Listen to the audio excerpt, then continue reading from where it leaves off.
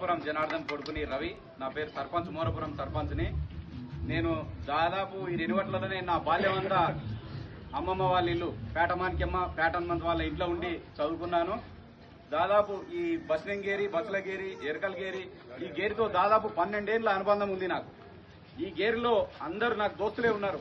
అందరితో కలిసి గిలపన ఆడినా, గోటిలాట ఆడినా, కబడ్డీ ఆడినాం, క్రికెట్ ఆడినాం.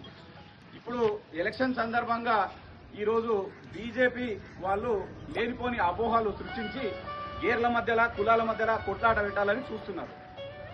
ముఖ్యంగా ఏంటంటే మన గేర్ల బస్మింగేర్ల తీసుకొచ్చి ఒక లక్ష్మమ్మనని మా బంధువు, మా మేనమామ భార్య, మన గేరికెళ్ళి తీసుకుపోయి బచ్చలగేరి ఆడపడుచు, బస్మింగేరి కోడలు తీసుకొచ్చి వేసి ఈ గేర్ల మధ్యలో పంచాయతీ పెట్టి మనం లాభ పొందాలని చూస్తున్నారు.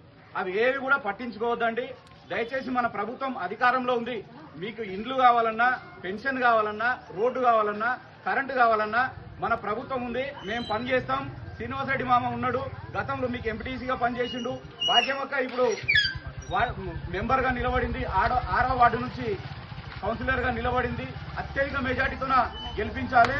రెనివట్ల గ్రామం నుండి మనకు 5 కౌన్సిలర్లు ఉన్నాయి.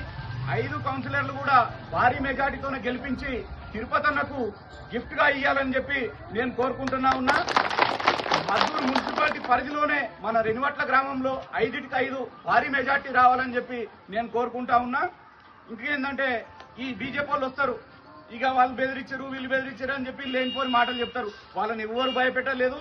మా బంధువులు అని చెప్పి మేమే మాట్లాడినాం, మేమే అడిగినాం, డ్రాప్ కమ్మని చెప్పినాం. ఎందుకంటే మన ప్రభుత్వం ఉంది, మనం పని చేసుకుంటున్నాం కాబట్టి అడిగినాం. అవన్నీ ఎవరు చెప్పిన మాటలు నమ్మకండి. కాంగ్రెస్ కు ఓటేయండి, హస్తం గుర్తుకు ఓటేయండి. భాగ్యమక్కని భారీ మెజార్టీతో గెలిపిస్తే మేము 24 గంటలు మేము ఈయన పక్కనే మోమినాపూర్ మాది 24 గంటలు మా అన్న మేము అందరం కూడా అందుబాటులో ఉంటాం. మీరు ఎప్పుడు వచ్చినా ఏ పని అడిగినా తప్పకుండా చేపించే బాధ్యత మాది. తప్పకుండా హస్తం గుర్తుకు ఓటేస్తారని కోరుకుంటా ఉన్నా. హస్తం గుర్తుకే, హస్తం గుర్తుకే రేవంత్ అన్న నాయకత్వం.